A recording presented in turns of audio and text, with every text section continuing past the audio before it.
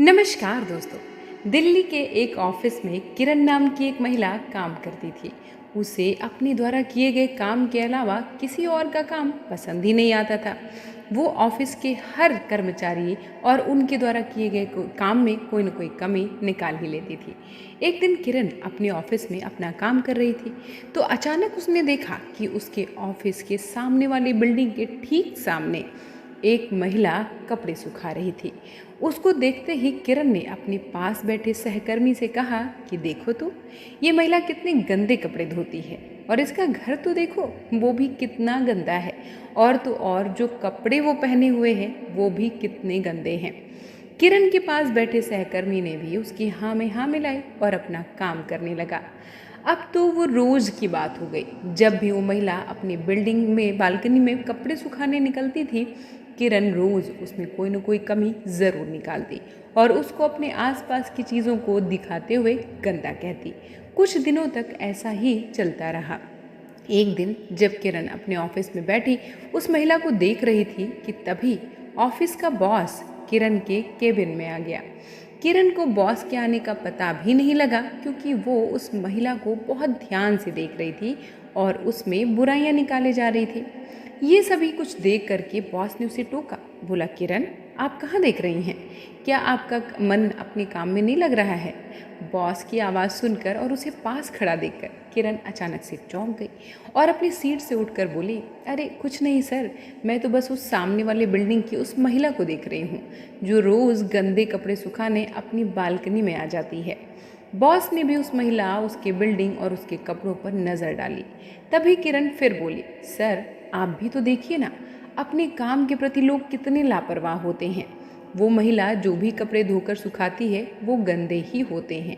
यहाँ तक कि उसने जो कपड़े पहने हैं वो भी गंदे हैं और उसकी बिल्डिंग तो ऐसा लग रहा है कि बरसों से उसकी धूल ही नहीं साफ की गई है। बॉस उस महिला को कुछ ध्यान से देखने लगे और मुस्कुराने लगे।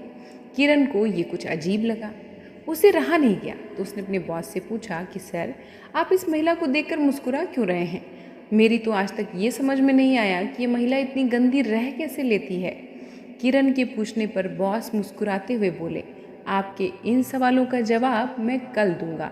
कल जब आप इस महिला को कपड़े सुखाते हुए देखें तो मुझे बुला लेना। इतना कहकर बॉस चले गए। किरण अब भी सोच रही थी कि बॉस आखिर मुस्कुरा क्यों रहे थे। अगला दिन आया।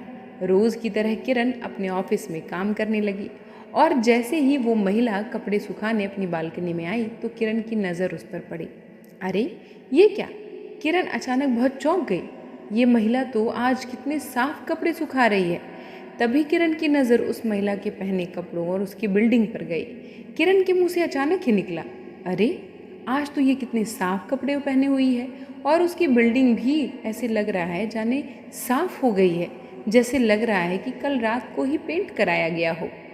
उसने तुरंत अपने बॉस को बुलाया और सभी बातें बताते हुए आश्चर्यचकित होकर पूछने लगी, सर आज आप मेरे सवाल का जवाब देने वाले थे ना, लेकिन सर आज तो सब कुछ साफ हो गया है। आखिर ये कैसे हुआ होगा?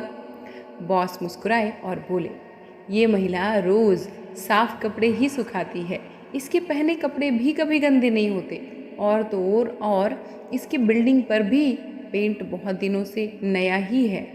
बस कल शाम आपके जाने के बाद सामने का शीशा जिससे आप उसको देखती हैं उस पर बहुत धूल लगी थी और अब उसे अच्छे से मैंने साफ करा दिया है।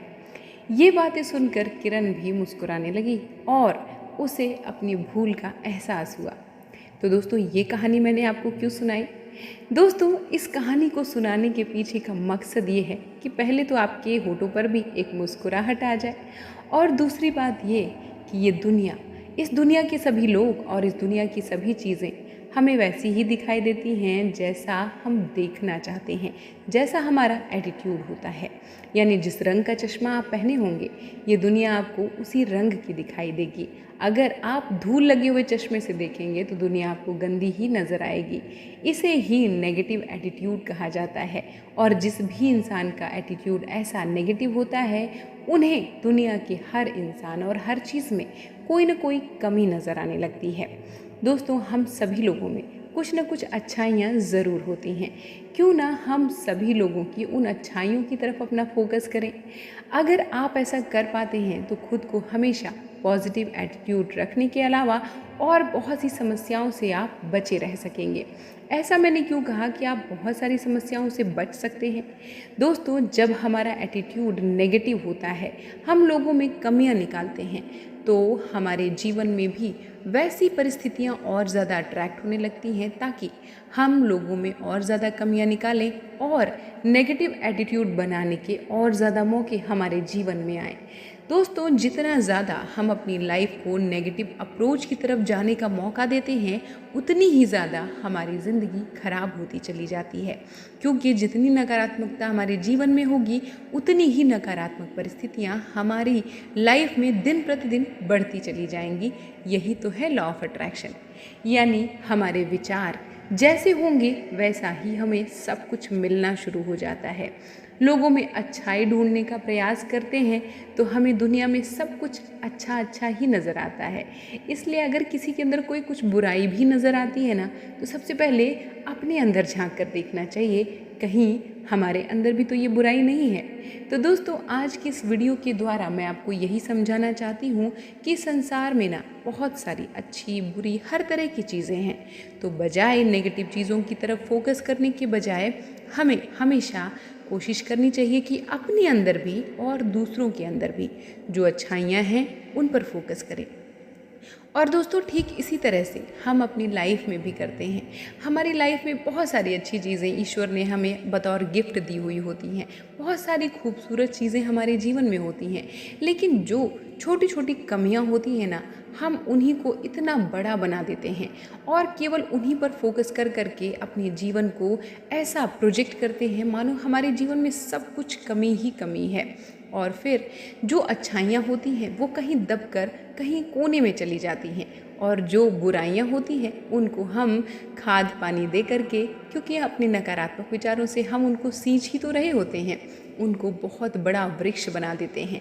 और इस वृक्ष से जो नेगेटिविटी के फल निकलते हैं ना, वो हमारे जीवन को बर्बादी की तरफ ले जाते हैं। हमारे जीवन में हमेशा नेगेटिविटी और अवसाद, तनाव जैसे सिचुएशंस को ले आते हैं। तो दोस्तों, अगली बार से जब भी आप किसी चीज़ को लेकर के ब्लेम करने बैठें, अपनी ज़िंदगी में चल रही समस्याओं के लिए ईश्वर को, खुद को, लोगों को कोसने बैठें, तो प्लीज़ इस बात को ध्यान रखें कि अपना चश्मा, जिस नज़रिए से आप लोगों को देखते हैं ना, एक बार पहले उसको साफ़ करके देखें। आप देखें कि क्या आपका चश्मा, आपका नज़रिया साफ़ है या नहीं। आप किस दृष्टिकोण से लोगों को देख रहे हैं, क्या रियल में इसके वही पक्ष हैं, क्या उसमें कोई पॉजिटिव चीज़ नहीं निकाली जा सकती।